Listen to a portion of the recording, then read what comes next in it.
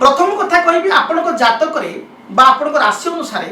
जी धनेश धनाधिपति धन अधिपति किए ना राशि द्वितीय भाव अधिपति होचन धनर अधिपति जी रवि सी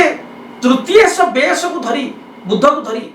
कर्मस्थान अच्छा मास आरंभ बुधादित्य जोग जातक सृष्टि होती ताठार एक बड़ जोग जातक सृष्टि होती शुक्र जी नैसर्गिक शुभग्रह सी एकादश स्थान राशि लाभ स्थान वृष राशि निज घरे अच्छा तेणु लाभेश लाभ स्थान रहा ये शुभप्रद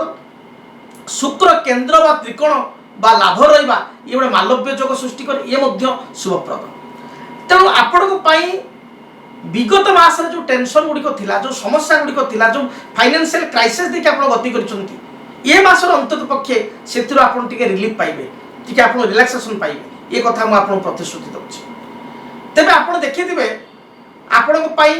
प्राय तो 2025 मसीहा बहुत संघर्ष रहा कर्कट राशि देन तापर जानुआरी फेब्रुआरी मार्च बहुत क्रिटिकल रहीगला एप्रिल मसरे टिके आप रिलैक्स होती जोटा मुझे पूर्व मास राशिफल कही आपण मैंने बहु संख्यार आप मतामत देते सार टिके आम फिल कलु 15 पर एप्रिल 15 पर आम स्थिति परिवर्तन आसी फाइनेंशियल कंडीशन भल रही तेज ये मई मसर आपंकर फाइनेंशियल कंडीशन दूर यात्रा परिवार लोकों सहित भ्रमण उद्देश्य धर्मस्थल बा तीर्थस्थल को यात्रा बा कौन हिल स्टेशन को यात्रा ये मास आप जारी रखिए कौन पुराणा बंधु बा